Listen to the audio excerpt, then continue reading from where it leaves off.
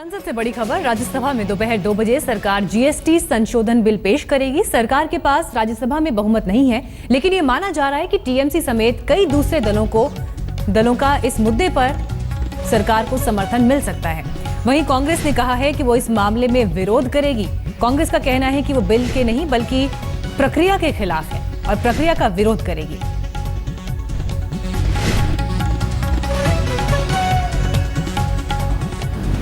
और राज्यसभा सांसद आनंद शर्मा ने इस पर क्या कहा, सुनिए।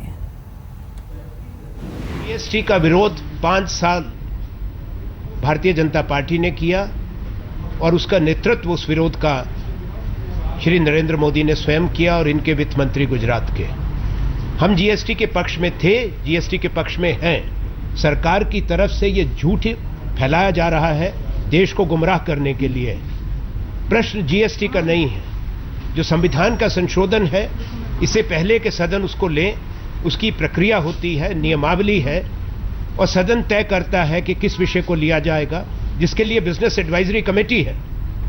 बिजनेस एडवाइजरी कमेटी ने सरकार जिसमें शामिल होती है, ये स्पष्ट हो गया था कि इस बार अभी उसको नहीं लाया जाएगा, क्योंकि पहले के जो समय दिया गया है, दूसरा जो एजेंडा है दूसरे बिल के लिए, वो भी पर्याप्त नहीं है इस सत्र के अंदर उन तमाम काम को पूरा करने का। तो कांग्रेस पर आरोप लगाते हुए कि जीएसटी को रुकवाना चाहती है कांग्रेस पार्टी। और वहीं इस पूरे मसले पर हमारे संवाददाता हिमांशु मिश्रा ने बात की केंद्रीय मंत्री रविशंकर प्रसाद से।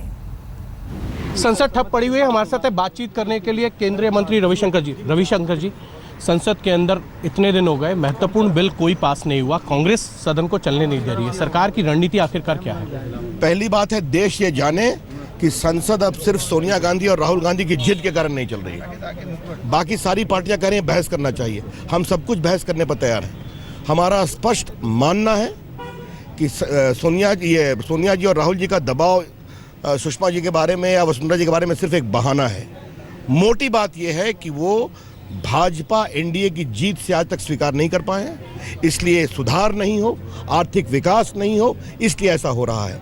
और बाकी पार्टियां उनसे अलग हो गई हैं। देश चाहता है, जीएसटी पर हमने उनकी सारी बात मानी, सेलेक्ट कमेटी में भेज दिया, देश का आर्थिक विकास होगा, एक टैक्स सेक्शन होगा, लेकिन इन लोगों का यही उद्देश्य है कि ये सदन न चले ताकि जीएसटी नहीं पास हो, आर्थिक विकास नहीं हो, इसकी हम भर्त्सना करते हैं। रवि जी, बीजेपी ने लोकसभा राज्यसभा दोनों हाउसेज में अपने सांसदों को व्हिप जारी किया है कि अगले 3 दिन उनको हाउस में रहना होगा।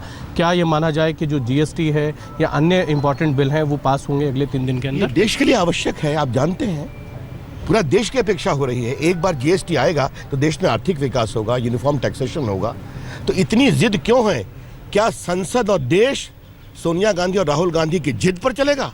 उनकी हार हो चुकी है, इस बात को समझना चाहिए, इसलिए विपक्ष पार्टियां भी अलग हो रही हैं। ये थे रविशंकर प्रसाद, जिनका कहना है कि कांग्रेस का साथ उनके खुद विपक्षी दलों ने उनका साथ छोड़ दिया है और कांग्रेस की जिद पर देश नहीं चलेगा। कैमरामैन विनोद कुमार के साथ हिमांशु मिश्रा, दिल्ली।